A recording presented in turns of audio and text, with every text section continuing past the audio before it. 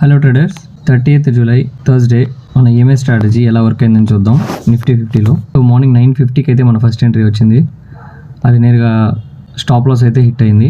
So దాని తర్వాత మళ్ళీ ట్రెండ్ చేంజ్లో మనం అయితే ఎంట్రీ తీసుకున్నాం. ఈ క్యాండిల్లో మీరు చూడొచ్చు, చాలా పెద్ద సడన్గా ఒక స్పైక్ వచ్చింది. ఆ స్పైక్ని అయితే మన ఎంట్రీలో క్యాప్చర్ అయితే చేసాం.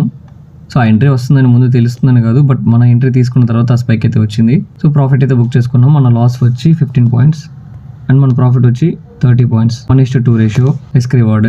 సో ఈ స్ట్రాటజీ మీకు లాస్ ఇచ్చినా కూడా, ప్రతి ఒక్క స్ట్రాటజీ ఖచ్చితంగా లాస్ ఇస్తుంది ఆప్షన్ ట్రేడింగ్లో.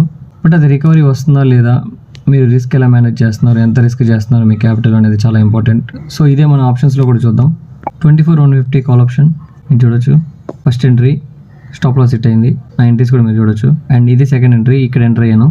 యారో మార్క్ కనిపిస్తుంది కదా, సో నేనేదో పెట్టినట్టు కాదు. సో ఎంటర్ అయితే నా సింబల్ వస్తుంది. అండ్ నా ఎగ్జిట్ చూడండి, ఈ పెద్ద క్యాండిల్లో నేను ఎగ్జిట్ అయ్యాను. సో కన్సిస్టెంట్గా డిసిప్లిన్గా ట్రేడ్ చేయాలి అనుకున్న వాళ్ళకి ఈ స్ట్రాటజీలో ఫిక్స్డ్ రూల్స్ ఉంటాయి. సో దాన్ని మీరు బ్రేక్ చేయడానికి కుదరదు. అలా చేసినట్లయితే మీరు లాంగ్ టర్మ్లో మీ క్యాపిటల్ పోకుండా సర్వే అవ్వగలరు.